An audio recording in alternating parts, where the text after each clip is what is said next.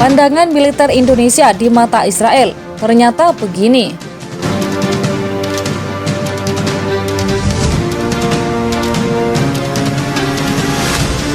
Halo Sobat Pena, jangan lupa klik tombol subscribe dan nyalakan tombol lonceng agar tidak ketinggalan video-video terbaru dari Pena Militer.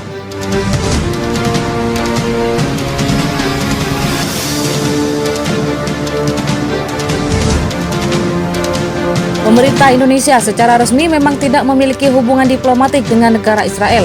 Karenanya tidak ada kedutaan besar Israel di Indonesia. Sebaliknya, Indonesia juga tidak memiliki kantor pemerintahan di Israel.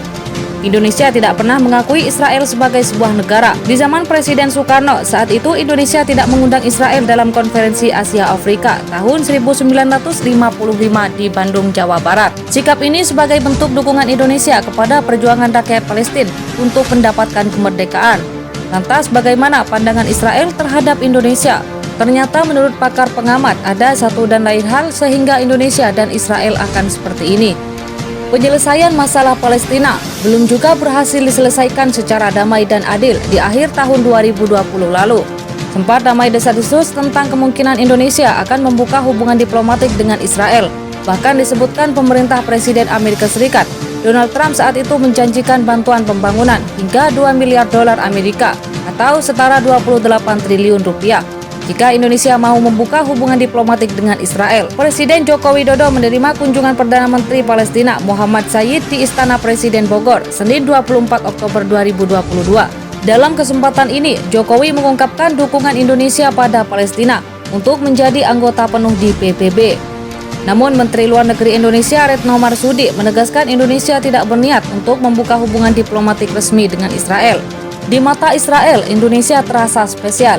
Upaya menarik Indonesia bukan baru sekarang ini saja, tapi sejak era Bung Karno dan Soeharto, upaya ini sudah dimulai oleh Israel. Indonesia terus berkontribusi bagi perdamaian dunia sesuai amanah konstitusi.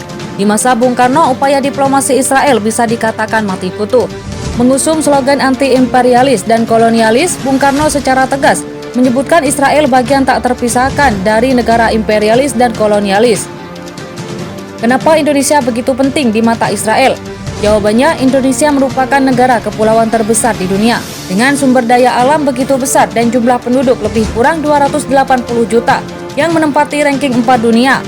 Merupakan sebuah potensi yang besar sehingga secara bisnis hal ini sangat menggiurkan. Adapun pada tahun 2030 mendatang, Indonesia diprediksi akan menjadi kekuatan ekonomi terbesar pada peringkat 4 dunia.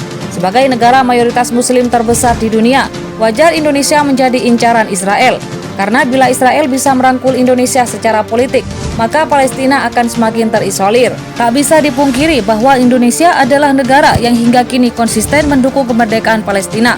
Agresivitas Israel merangkul Indonesia dengan berbagai macam cara patut kita cermati. Bagaimana pendapat Anda? Silakan tulis di kolom komentar.